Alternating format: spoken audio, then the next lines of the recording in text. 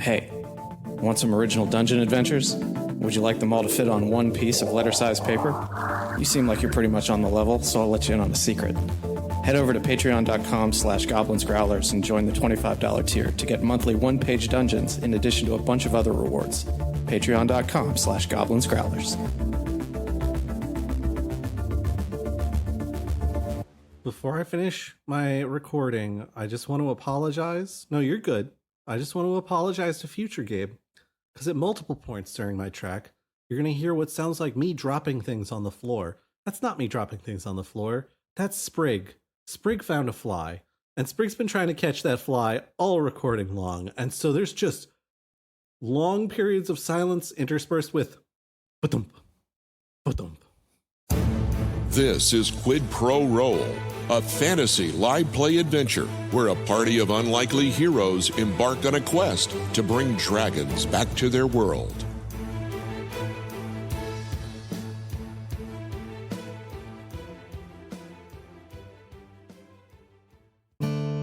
Well, howdy, listeners. Welcome to the Daily Crier Listening Show, where all the news and variant and beyond can make its way, well, right to you. Now, last we checked in, old Chuck Barnes was getting comfortable with his surroundings. Soon, with ham in hand, the party visited him and they made a plan to leave town in the next few days. Later, Solinar and Johannes found each other at the same cat-owned and operated blacksmith, shopping for new shields. Making sure the transaction was as fair as possible, Johannes now has 2 personalized punching shields on the way. Then, somewhere across the city, Koza walks into an apothecary, seeking aid on identifying his curious looted wares. And over vials, Koza and the shopkeep, Peter, make plans for later that night. As the stars would foreshadow, Solinar asks Alita to dinner that very same night. Careful with shoulds, listeners. Who are we to stand so assuredly in the face of destiny, exerting our pasts onto our futures? Feel free to let it be. And as always, y'all take care now. So the party collects itself, sans boat, back in their respective rooms, preparing for themselves for that evening. All of them going in different directions and having different plans. Though we're going to start on the preparations of Koza. What are you doing right now? Koza is nervously moving stuff around in his inn room. He picks up his bag and he takes it out of a seat and puts it on the floor. He takes out a tunic and then puts it on the chair, and then goes and walks to the dresser and picks up a coin and puts it in a pocket, and then kind of doesn't like the feel of it, so he takes it back out of the pocket. So as you get stuff laid out, you're kind of going over in your mind, what's the night going to hold for you? How are things going to go? Do you have any idea what you're doing? Oh, this is gonna be fine. Everything's gonna be fine because we're just gonna go to a class. We're just gonna go to a class and then I will go home. Gonna go to a class and go home. And he'll think I'm cool. Oh god.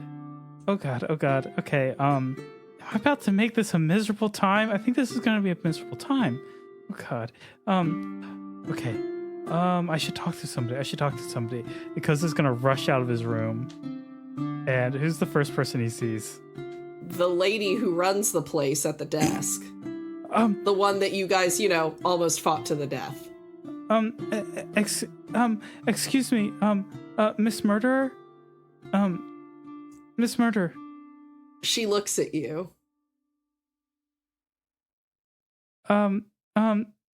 If I'm okay, so yesterday I went to a store and I was talking to the storekeeper and they seemed really nice and so we're gonna go to a class later, but I feel like I feel really nervous about it for some reason and I'm not really sure why, and I don't know what to do and I'm afraid it's gonna be a bad time if I don't know what I'm doing.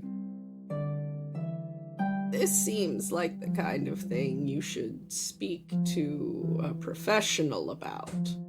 A professional? I mean, the only professional I know is Boat. Isn't that nice, dear? I guess. Okay, I guess I'll go talk to Boat. Thank you. She's looking at you like you are holding an active bomb right now. This just mix of confusion and horror and fear. Thank you. I guess I'll be going now. You burst out of the door and head across the street to the apothecary / Barbershop? Yep. Just say salon. Boat is recovering in the back of the salon. He's got his head in one of those beehive hair dryers. And both of his hands in other ones. Mm-hmm. Cucumbers on the eyes. So you hit the ground running and you end up, like, pretty much across the street at the Barbershop Apothecary Medical Clinic. Combination Pizza Hut KFC. Yeah, owned by Yum Brands. You go to the back and you see Boat, who is sitting upright and not exactly as vibrant as he normally is, but significantly more healed up than you've seen him. Koza rushes up to the bed and slams his hands down. Boat!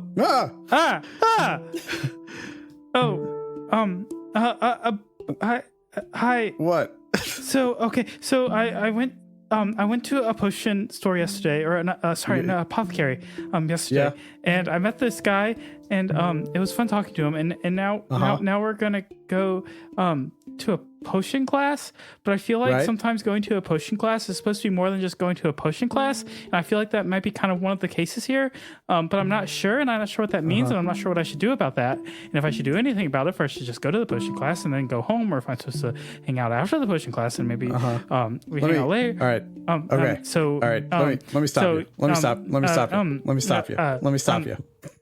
All right. Okay.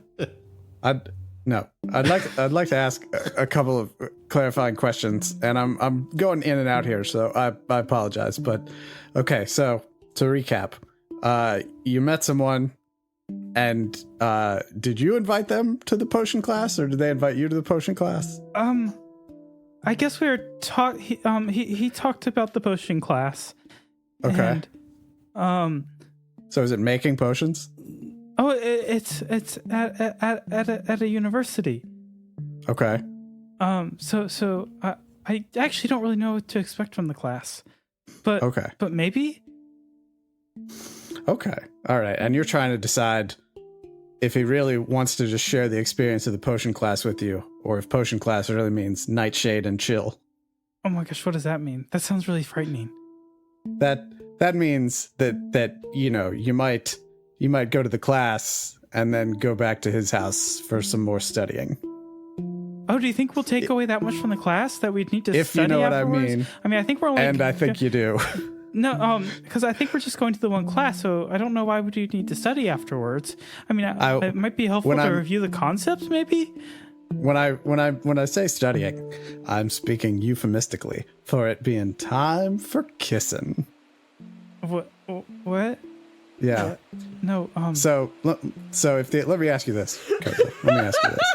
If the opportunity presents itself, is there some opportunity there in your mind for some kissing? Is that something you'd want to do? Koza is just turning like increasingly red. It's okay to say yes. Maybe? All right. So do you want to try and maximize your chances for it? Is that what you're saying? Is there something I should do to max it? Is that absolutely? Absolutely. Okay. I've got some good advice for you. Koza, what do you know about pheromones?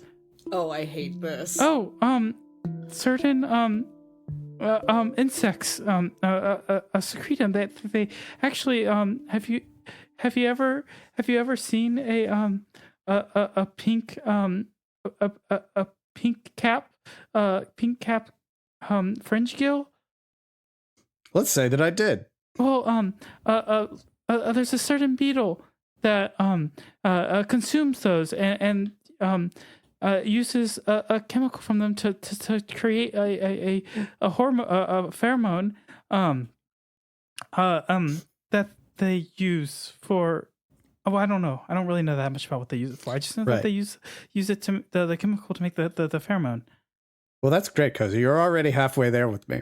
Now, insects aren't the only creatures that use pheromones for, attracting a mate. Oh, is that what pheromones are used for? Yes, it's God. all over the animal kingdom, including people like us. So it is? That's why. Yes, How do I get it off? Exactly. Well, no, you don't want to do that. You don't want to do that. What we need to do is augment your natural pheromones. Koza, I'm talking about cologne. I'm talking about perfumes. I'm talking about artificial scents that draw in the nose of your partner and make them want to get closer with you and get to the kissing action. I didn't know you knew. Is this a potion? It kind of is. And see, since you're going to a potion class, that means whatever cologne we set up for you, it's got to be strong. It's got to be really strong because it has to overpower everything at the potion shop. Okay, so I need the at the class. So fortunately, here, walk over here with me. Boat gets up out of his barbershop bed and walks over to one of those cabinets that had all the ingredients and stuff in it. And like an amateur cook who doesn't really understand how the spices all work together, he just grabs a few bottles from the apothecary cabinet, sets them down on a table next to it, and then grabs a mortar and pestle. And he just starts unscrewing some of them, pouring them into the thing. All right, roll medicine. How does a 12 do me? 12 does okay. It's a little bit overpowering and it's a little heavy, but... Well, that was the goal, so it sounds like I hit a home run here. But it's not repellent, which was my biggest concern. Mm-hmm. Just lather him in stink. No! But you are going to smell like vanilla and lilac for days. Yeah. All right, Koza. I've mixed this up for you here. Now watch me. Boat dips his finger in a little bit of like, I don't know. It's the back of a barber shop. So let's say there's some beard oil that's back there. He dips his finger in beard oil and then dips it in the little dry mixture that he's put together in the mortar and pestle. And then he gets it on his like index and forefinger. And then he reaches over to Koza and just sort of swipes across both sides of Koza's neck. Oh. Okay. Acquired boat stink. Mm-hmm. Yeah. Okay. Are you sure this? Wait. So you're saying this does? Are you having an allergic reaction? No. Oh God. I hope not. I don't. No, you look fine. Okay. You look fine. You don't look like you're swelling. You're fine. No, this is going to make you stand out among all the other people when you're talking to this guy. This is going to just sort of like, they're going to smell this and it's just going to be locked in their mind and they will inexorably associate it with you. Okay. I guess that sounds good. I guess the same is good. Okay. So here, before you go, and Boat takes, an empty bottle, pours some of the beard oil in it, pours the rest of his mortar and pestle mixture into it, puts the lid on and shakes it up. He's like, if you feel like, he hands it to Koza and he says, if you feel like things are getting slow, things are getting awkward, just pull this out and put some more on. That'll take care of it. Okay. I'll remember that. Thank you, Boat. You're welcome. Good luck. Oh. Just for the inevitable commercial that's going to come from this, I just want to say She'll think you're a sailor when you show her your boat stink. Yeah. Yeah. So Chapman and I are like, How long am I banned from making a vomiting sound on this podcast? Because I don't know how much Yeah. longer I can go. I was thinking it could just be called gravy, and it would be written in a fancy cursive font in a rectangular prism glass bottle.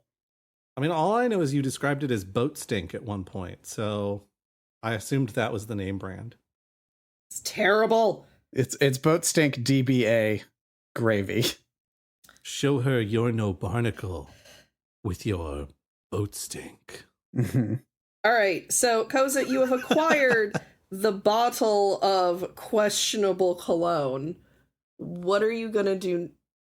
What are you gonna do next? Hey, with that cologne, you won't end the night alone. Gonna be. I think I would do, if I was running an ad, I'd do something like don't let your boat get trapped in the winter. Use the boat aroma to de-ice your boat if ever the conversation gets too frozen. Yeah. If the shoulder gets too cold. Yeah. If you don't want to be stern, use boat stink. Koza stuffs the cologne in a pouch, in a little pouch around his. He has like the salt hanging off of his belt. He looks at the time and is trying to figure out what else. Is it, what time of the day is it now? It's early evening. Okay, I guess I'll go to I think we're gonna meet at the university. So I guess I should go over there. Guess I'll go over there, and Koza's looking around as if like looking for somebody to like confirm. Help. He's over here being like, anyone going over to the university? Help. Anyone? I'll have to talk to my manager. You end up going through the city streets, and you notice as the lights get dimmer, you see more and more couples out and about. It feels like love is very much in the air in Marine tonight. Fingers crossed that it means something good for you. But you arrive to the academy and see, milling about by a light post, Peter. He looks like he's tried to kind of like muss his hair into a way that looks a little bit more put together. He's washed himself up a little bit and put on a new tunic, so he doesn't look quite as shop boy as he did before, but he's still charming. Koza, he looks over at... before he sees me, so Koza sees him and stares for a moment, and without thinking, he grabs the bottle, pops the top of it, and takes a swig. Oh! No, I'm not falling into that trap. I felt it in my bones. No. I was gonna say 200 episodes is gonna pass real fast. He saved. It was a save. But now you have a terrible taste in your mouth. Yeah, Koza. So like the first thing, so Peter turns and sees Koza going. Bleh, bleh, bleh, bleh, bleh. He looks mildly alarmed and like kind of he was going to be like really like charming and suave, and he now sees you, like runs over and it's like a mild panic. Are you okay? Oh god, and Koza like takes a deep breath. Hey, Peter. That was a variation. Only a human variant can vary so directly. Hi.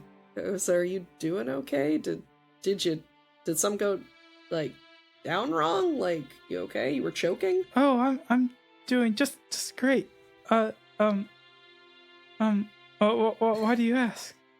Well, because I looked over and you were choking. Oh, I was just doing a little stretch. See like this. Just a quick stretch, and he goes and starts doing stretches. But like touching his toes kind of stretches. Just okay. Trying to limber up in case we have to run from the guards. Oh God, we're gonna have to run from the guards? No. No, we should be fine. We just have to make sure we don't get caught because we're not technically students. Okay. Well, I guess, you know the way? I do. I know a little bit of a back way. We can get in through the kitchen. He's going to take Koza's hand and guide him around the side of the building of the Magic Academy. He's going to point to an upper window that looks to be mostly ventilation. All right. I'm going to boost you, get you over that side, and there should be a door there that you can unlock to get me in. Okay. I think I can do that. He's going to kind of like crouch down, lace his fingers together, and hold out his hand like he's trying to get you on a horse. Koza's going to put his foot there and give it his best leap up. All right. Go ahead and roll either athletics or acrobatics, whichever is higher. 23. You're able to, like, completely ninja your way in, hitting the ground at your shoulder in, like, a really smooth tuck and roll, and it's awful because Peter wasn't able to see it. It was the smoothest you're probably gonna be the whole day. You see, pretty immediately in the dim light of the abandoned, at this point, kitchen, you see the door and the latch that is holding it shut. It's a simple matter to open the door and let him in. Okay, Koza does that. He's going to come in, kind of like looking from side to side, close the door and latch it behind him. The two of you are going to sneak pretty effectively, mostly by Peter's guidance, into the potions room, and you quickly sit at a table as the students begin to file in. You see between the two of you is a large brass cauldron and a selection of different ingredients and components in front of you, all in beautifully labeled jars. Is this like the fantasy equivalent of like the cooking classroom from an anime? I mean, I guess it is now, but... You know it is. It's okay. It is now. As the professor comes in, you feel your hands start to sweat a little. You're not entirely certain if it is your reaction to the man sitting beside you, or the fact that you are slightly worried about getting caught and chased out by guards. You remember, however, that you did get advice on how to do this going forward. You got advice from more than just Boat earlier in the day. You spoke to Johannes. Well, of course I'm doing my chores, because, you know, we're in the city for a few days. Usually I don't get to do my chores. I've already brushed my hair. I've taken care of things in the room. So I'm outside and I'm feeding ducks by the local pond. Got a bunch of breadcrumbs. I'm just kind of throwing them up in the air. I don't actually know if the ducks are going to fly or not. They never do, but I throw them up in the air just in case. And so I'm just standing there with ducks all over me. Bread is terrible for ducks. Yeah, I don't know this. Here's the deal, soon. If ducks want bread, I'm giving it to them. I'm not... Look, if that duck wants to be on a diet, maybe it's bad news that I'm around, but, you know, you don't have to eat this bread or even come over here. Your own duck. Like that one over there. I like it's how ugly. Johannes is embracing libertarianism with the ducks and bread. So that's where Johannes is. Just throwing bread all around. There's one duck biting his ear. I will say cake is terrible for children, but I can't picture Johannes being like, no, kids, you can't have cake. Give it to him every time. Every single time. I never even think not to. Koza, you are going to enter into this scene, and you're going to see what you think is probably Johannes, but looks like a man-shaped bundle of birds. Oh my god. Johannes, are you okay? Are you in there? Call me Professor Quack. Oh, okay. Hi. No, I'm just Hi, kidding. Professor. It's actually me, Johannes. Okay. I know. I had a duck on my head in my armor, and so it looked like I was just a duck in armor. But then I've lifted my head, so you can see it's just me, Johannes. I'm not actually a duck in armor. Okay. Wow. But this duck is not leaving my hair. So you're saying Not because I don't want it to. I really want it to, Okay, but it will not leave. so Professor Quack isn't here now? Well, I guess if I were to guess, I was a little worried. Professor Quack is still on my head, actually. Oh. But I don't know do you got your doctorate? Well, there you have it.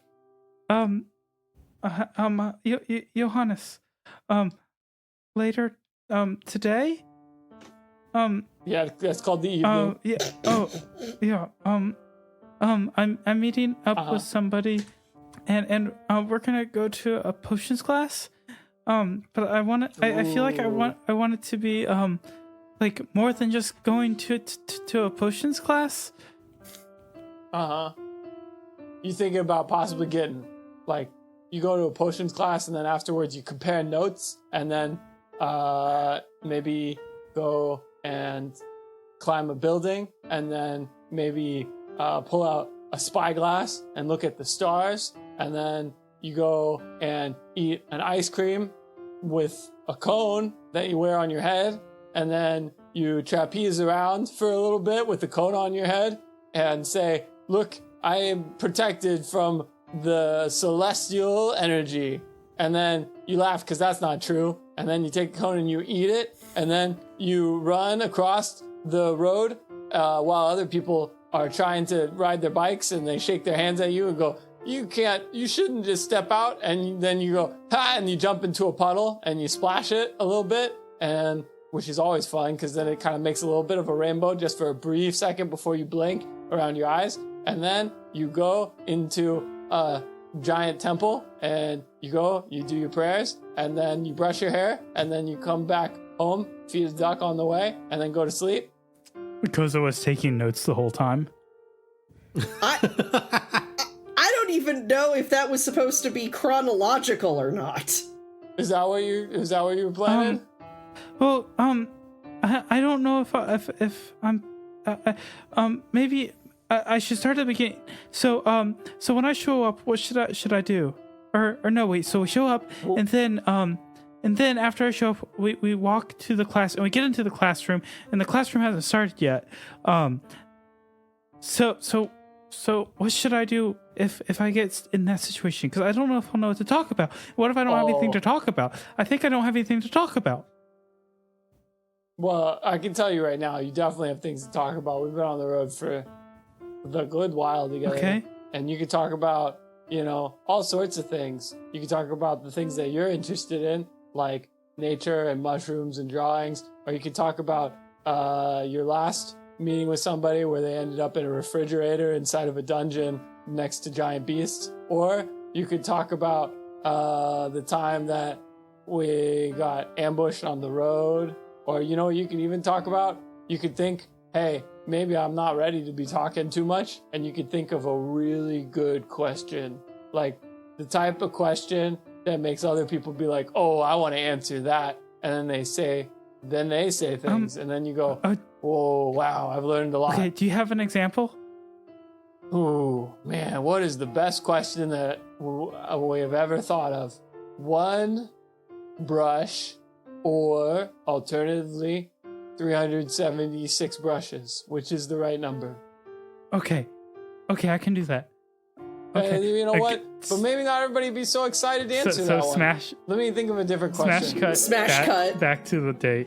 And because it's like, he's twiddling with his fingers for a second, and he says, I like mushrooms.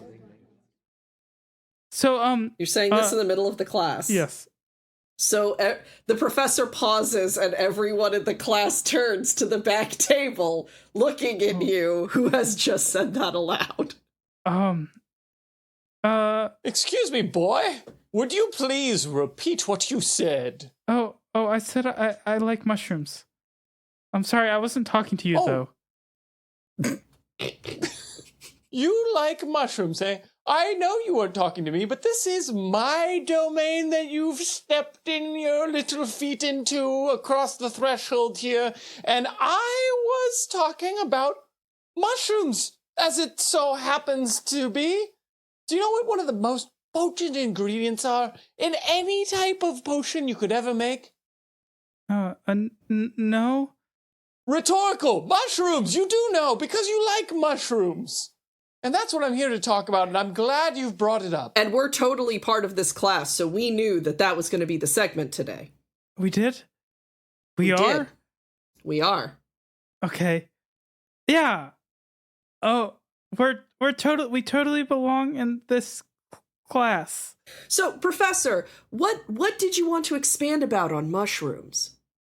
Well, if I must pontificate, and I guess it is my profession to do so, then I would have to go into the Marcillium pelociitis mushroom, of course, the one with the cow spots and the tongue that comes out of the bottom. It's not really a tongue, but if you see it from afar, it might be one that you mistake. As we fade out from this, we smash cut to Peter and Koza walking down the street in what appears to be like some kind of shop, restaurant, boutique area. Both of them carrying small little street snacks that they bought. Peter kind of like looks over at Koza and was like, "So, what was the situation with the mushroom thing?" I have a question. One brush for 365 brushes. Like to own, or in a circumstance where I am brushing something? Oh God,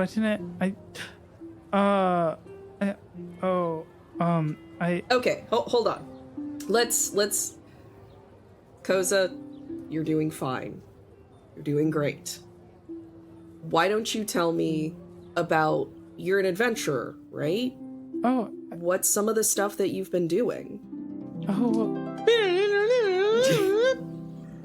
I think if you're going to have the right type of question, it needs to be one that's like kind of open-ended and big. So it's like a question that you ask where it's like you could answer, somebody could answer all sorts of things. And I'm thinking maybe what you should ask, I don't know what this person does, but you should be like, you are an adventurer, right? What's that like? What are some of the adventures that you've been on? You know, that would get me talking about all sorts of things. Koza? I'm an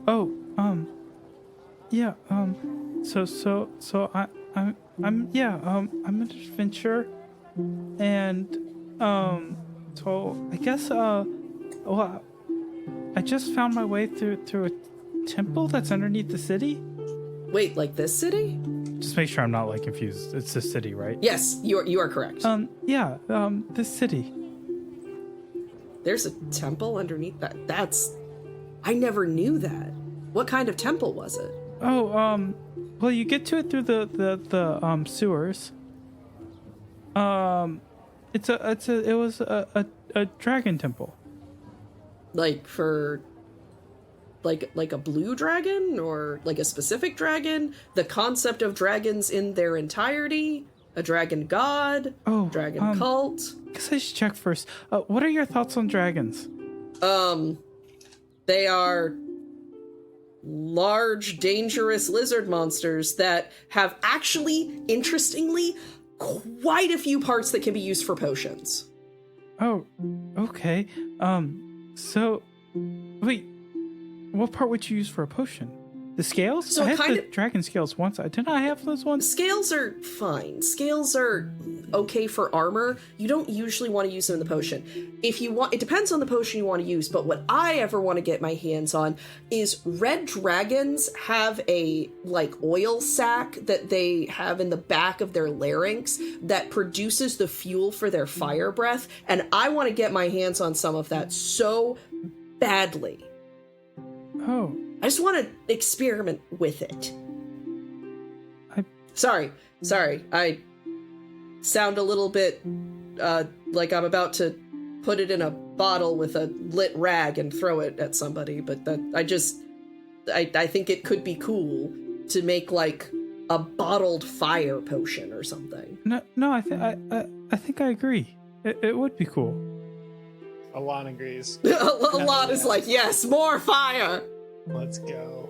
So yeah, it's if you ever find yourself in your adventures killing like a big scary dragon thing, see if you can get like any of their like squishy inside parts. Okay. I can make stuff out of them, and you could make stuff out of them, and it would be generally great for the alchemical society of the world. Are you part of the alchemical society of the world? I wanna be. I'm not there yet. I haven't even been able to go to school in any way that allows me to, so I work in the apothecary until I can save up enough that I can, go study or travel or, expand my knowledge base and get my hands on weird dragon parts. Oh, I feel like I kind of did that by just leaving my home. Where are you from? Oh, Way far away, though, I do want to say that there's a cat that's like, dragon parts. Did somebody say dragon parts? I'm sorry, is that how Maximilian sounds to you? That's the best I can do. That's fair. Oh, I'm from Aberdeen. That's south of here, isn't it? Yeah, yes, quite a distance, actually. Do you ever miss home? Oh, maybe? It's complicated. Oh, yeah, I think it's safer to say complicated. I won't pry. I won't say anything unnecessary. But as he's about to say the thing that he's going to say next, you turn and you see, sitting at an outside table with a dinner laid in front of them, are your compatriots. You see Solinar and Alita sitting at this outdoor sort of bistro place, and your eye is immediately caught. Flashback. Koza, the only real biggest number one serious, the best piece of advice that I could possibly ever give you in my whole life. Excuse me, let me move this duck. Okay. It was pinching my earlobe. Look, Koza, here's look, come on, I'm trying to deliver. This is impactful, Professor Quack. Look, Koza, if you want good advice, like if you want the best advice you ever had on how to make this evening the best evening ever, you know who you gotta ask, right? Oh, who's that? Wrong. It's Solinar. You gotta ask Solinar. Dude, that guy, he thinks the things all the time. That's literally what his brain, he's never stopped thinking, I think, his whole life. Oh. He's the one to talk to, for sure. Mm-hmm. I don't know where he is. He said something about having to make some plans, and then he disappeared like he usually does when he wants to, because he's good at it. But if you see him, oh my god, you gotta ask him. Okay, so where did you say that you just said they're at a table? They're sitting at an outdoor table at a bistro, and you are walking along the path that is alongside that bistro. Oh, Peter, wait here 1 second. Oh, okay. Just and go look over in that direction. Over here? Yeah, over there. Can I do something, or do I have to stare just blankly into the middle distance? Oh, you can just stare in the middle distance. That's fine. Okay, do I have to stare into the middle distance? I mean, I guess you could stare in the far distance if you wanted to. Got it. Distance, staring, I'm on it. Okay. Because it's gonna rush over to the table and just immediately like pull up a chair and sit down, grab one of their glasses of water and chug it, just downs the whole glass. Koza? I feel like I'm flailing. I feel like I'm flailing. What? You're looking Wait. a little peaked. Are you feverish? Did you get stung by a bee? Are you in danger? Oh God, am I in danger? I feel like this is the most dangerous thing I've ever done. I don't really know what I'm doing right now. Earlier today, I went to a potion shop and I met a oh my God, that guy over there. See that guy over there? I mean, look at that guy over there. You're seeing him too, right? Well, anyway, so I saw him, and now we went to a class together, and now we're walking around in the street together, and I feel like I don't know what we're doing. And Johannes said I should talk to you about what I'm doing. I'm sorry. Johannes said that Solinar was the person to ask for romantic advice? Oh, this is romantic advice? Is it romantic advice? She, Alita and Koza, both look at Solinar.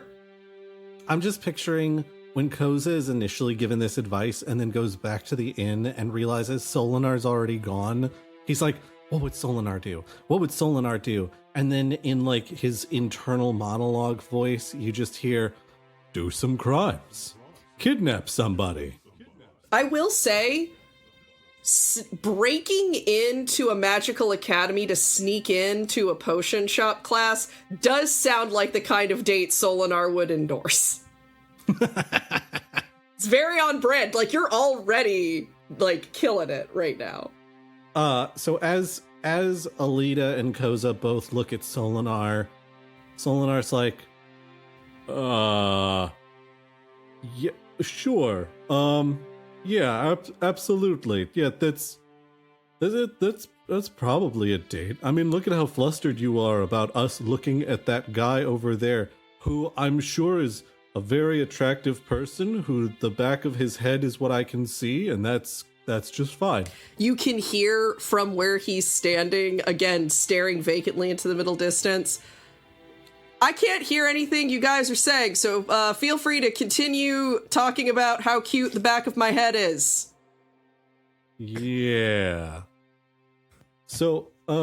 what are we asking? I don't understand. What is the actual question? What am I doing? Well, you're sitting at a table, okay, with two of your friends. Okay. Well, your new cute friend is standing over there, staring, it appears, at a brick wall. He's in the corner, he's in detention. Okay, so is this going well? Well, is your friend really into staring at brick walls? I'll be right back. Because it's gonna rush back over to Peter. So how do you feel about staring at brick walls? Well, I'll be honest with you, Koza. Not the most intellectually stimulating thing I've done today. But after a certain point, you start seeing are you saying you want more, something more stimulating? I am saying that I'm not sure what's happening, but I would like it to move to the next element of whatever is going to be happening. Because the wall's not really jazzing me up for adventure. Okay, well, just hang in there for a little bit longer. Yeah, right here. Okay, because it's gonna go back to Solinar. Okay, so he's not. Sorry, go ahead. Do you want to go ahead? Before, as Koza runs off to talk to Peter, Lita's gonna lean into Solinar and be like, "What is going on?" If I knew, I would happily tell you. You're giving relationship advice now? If I knew, I would happily tell you. Fair enough. Koza breaks back into the scene. I'm assuming grabs the other person's water and chugs the entirety of that. Absolutely.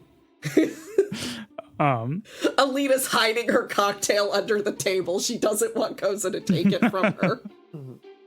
Koza just grabs water off of a table next to y'all and just chugs that water. I like the idea that Koza just grabs a glass and chugs it, and Solinar's like, "Oh, that's well, that was vodka, flowers and all." I didn't expect you to literally answer whether your friend enjoys staring at brick walls. I assumed that it was something you were conscious of before coming over. Okay, yeah, because I don't think he does. It didn't sound like he does. He sounds like he wants to go on to whatever the next thing is. Well, that's positive. That means he's not looking to end the night already. So, what is the next thing? Oh God, what is the next thing? Well, okay. So, what have you done already? So we went to a class, and the class was fun, and we learned some fun stuff, and then after the class, we went to this market, and we got some foods that we've been munching on, and we've been walking around, and we've been looking at the people, and talking about life, I guess, and so now we're here.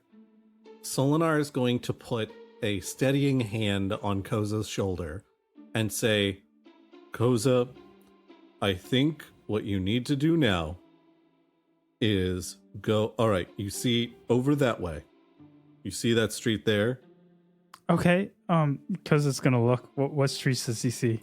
It's just like a large thoroughfare street that's heading east through town.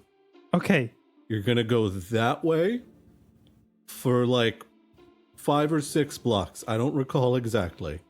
There is a really large park there. And what you're gonna do is you're gonna take this guy that you've been spending all this time with, you're gonna go into that park, and you're gonna find some mushrooms or wildlife, and you're gonna show him why you're enthusiastic about it. How's that sound? Okay, I guess that sounds good. Does that help, or do you need more than that? Well, I guess that's good. I guess that's good. Hey, Koza? Yeah. If he's willing to stare at a brick wall for however long you and I and Solinar have been talking, he probably likes you. You can probably relax at least a little. Oh, okay. Just want to ask, what are you all eating? Alita has, like, bread and cheese and salad. Okay. And there's like a half chicken, some roasted carrots, and some potatoes on Solinar's plate still. All of which has been at least partially picked at. Koza grabs the cheese and bread and walked back to feed her. Yeah. And as Koza's walking back, there's just like a flashback cut of just like, it's one of those ones where it's like a 4-way screen and you see every single one of the party members giving their advice to Koza, but all of them get to the same line at the end where they all are looking at Koza and they go, And at the end of the day, Koza, you just gotta be yourself. and at the end of the day, Koza, you just gotta be yourself. And at the end of the day, Koza, you just gotta be yourself.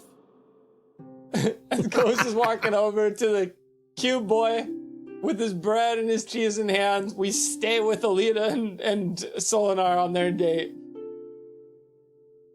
So, that was an interesting point. You were gonna say something before Koza came up. Well, I was just, like with everything that's been going on and all of the like running around and the big monsters and the almost being consumed by a treasure pile, like it occurred to me that life is too short to be exclusively adventuring. Like we should be taking time out of our day to stop and experience nice things like this fine dinner and like having your company as well. Weren't you talking before about how your ideal situation after you have robbed as many temples as we can go through of their treasures and hawked them, that you would buy your own island? That was an idea that was pondering as I was thinking about my future. But I don't know, like I think having everybody around has made me realize that I actually like having some contact with society at large. And as such, maybe not an island. Maybe what I need is like something outside of a town, a little cottage or something. So you'd be done with adventuring after all this?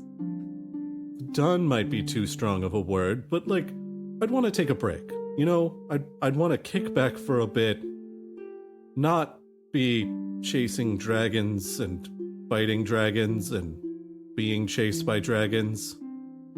So, theoretically, if I were to ask if we survive all of this, if I were to say that I was going to go traveling, would you want to come with me? Maybe? It depends, I think, on what kind of traveling you want to do. I'm just, after all of this, I want to take it easy, you know? Like, I want, if it's going to be traveling, then it should be traveling for fun. Or traveling for interest. Like, go and see some of the sights, see some places that we never saw on the journey because it was too dangerous to divert from our path. Because I know, like, Palabar is supposed to have some really amazing towns with some incredible architecture, and, like, we didn't get to hardly see any of Palabar because, you know, we set, or not Palabar, Oceanvar. That's what I meant. Because, well, honestly, Palabar, we hardly saw any of Palabar either. So, like, no, whatever wasn't on fire, go back and see that. That'd be good, right? Like, it's supposed to be the jewel of Oceanvar, and we saw, like, 3 things there, and then there was the blue dragon and all the chaos.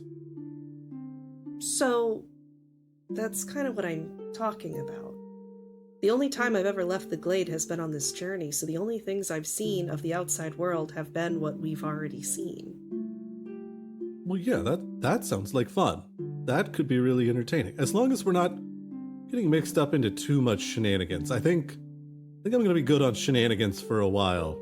I mean, I imagine if it's just the 2 of us, it probably will be easier to avoid trouble. Just the 2 of us? I mean, that was what I was thinking. That doesn't make sense for you. I completely understand. I thought we were having a different conversation. Well, who's going to take care of Felix for all that time? Well, Felix would come with us. Oh, so just the 3 of us. 4 of us counting Midnight, yes. Yeah. Okay, yeah. That could be good. Again, all of this is, implying that we survive all of this in the, last temple, which is supposed to be the most dangerous, and we're able to steal the crown off of the head of the Emperor of the Porous Empire, and, all of the crazed dragon priests that are trying to kill us, provided we survive all of that. I mean, it's really warm in here. I mean, if anybody can do it, we can. Yeah, I hope you're right. As you say that, a big band starts playing on the stage and a singer comes out, kind of twirling a microphone in the middle of the restaurant. And he's like, well, the only things I've seen of the outside world are what I've seen with you. And we're gonna travel too. And by 2, I mean 4 to see we're jazzing it up. We're jazzing it up for adventure. We're traveling the world, chasing or being chased. And you might think if it's just the 2 or 4 of us, well, it'd be easier to avoid trouble, but that's what you think. Not reality, 'cause we're jazzing it up. We're jazzing it up for adventure. I think as the song is just starting to play, Solinar's like, I think that guy was eavesdropping. Also, this song kicks butt. We should dance to it. I like the idea that he was just like under their table with a notebook, frantically writing as they were talking. This right here is good stuff. Oh man, this is gonna make the best song. I didn't know this small bistro had a big band. So My name isn't Small Man with a Big Band. I think for the mental image of all of the folks listening at home, I do want to clarify that Solinar is in his Tinkerhaven garb because it's the nicest clothes he owns. Yeah, probably. Or at least not covered in ash. So we are going to smash cut from that to the park with Koza and Peter sort of walking through. The lights dimming, the lamps are lit, but it's not completely blackout yet. It's more on the bluish purple side, but it's not completely blacked out. Yeah, so Koza is I think they're crouching around a mushroom.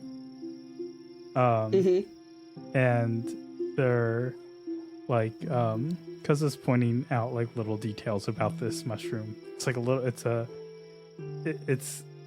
it's like the size of a portobello mushroom. Okay. Like it's just kind of pointing things out. Like, here, let me if you look under here, and Koza like shakes, like presses on it a little bit, and like some spores sprinkle out. See, look at the spores. Are they dangerous? Well, I mean, I guess that depends on maybe. I mean, It depends on the maybe? Yeah. All right, what is the maybe it depends on? Oh, if it's early in the day, they're safe, but the later it gets, the more dangerous they are. That's fascinating. Yeah, I think so too. I feel like you could probably find something pretty clever with these. I might be able to. Speaking of which, though, it's starting to get late. Hey, Koza? Yeah. I had a really good time with you. Oh, me too. He's going to take Koza's hand, and he's going to, like, give it a really quick kiss, and he's going to be like, I'll see you later? Oh, I mean, were we... Are you okay? Yeah, but, Should I not have done that? Was that the wrong call? Koza's going to, like, awkwardly lean in and goes for the kiss. Yeah, boy! We are going to fade out on the scene before the two part, sharing their first kiss. Yep. And music swell, and you can hear in the distance the stupid big band playing off in the horizon as we slowly fade to the black of the episode. Full moon over some mushrooms bright. You happen to lean in on this night. Oh, on this night. Well, we're smooching it up for adventure. Jesus Christ.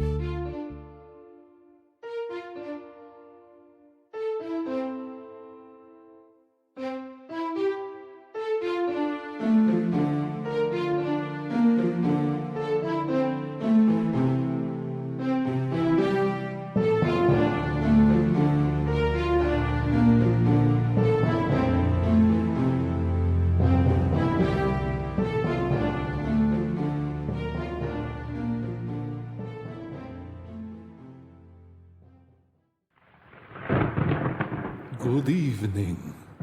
I have been told that I should thank all of our patrons, which give us our dark and powerful energies. I would like to extend our thank yous to Andrew Lay, Caribou Puppy, Dorothy, Haley Dennis, Sarah Lavender, and Stephen W. I wish you only the spookiest of times, and be sure to eat your vegetables.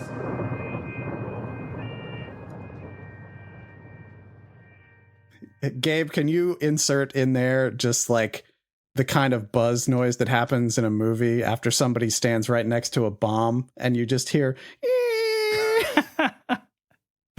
I was thinking like the anime blush boo noise. No, you don't want to use a slide whistle sound because that's going to sound like he's getting an erection. All right. I guess without the visual accompaniment, it's pretty hard to figure out. Yeah, it is pretty hard. Brandon! Hey, yo. You could do the steam whistle. Woo. Iuga, Iuga. That would work. Auga. I think you could have an increasing heartbeat. Do, do, do, do, do, do, do, do. Ooh. Just do Yeah. all of that at once. Yeah. Oh God. In the same channel. Mm-hmm.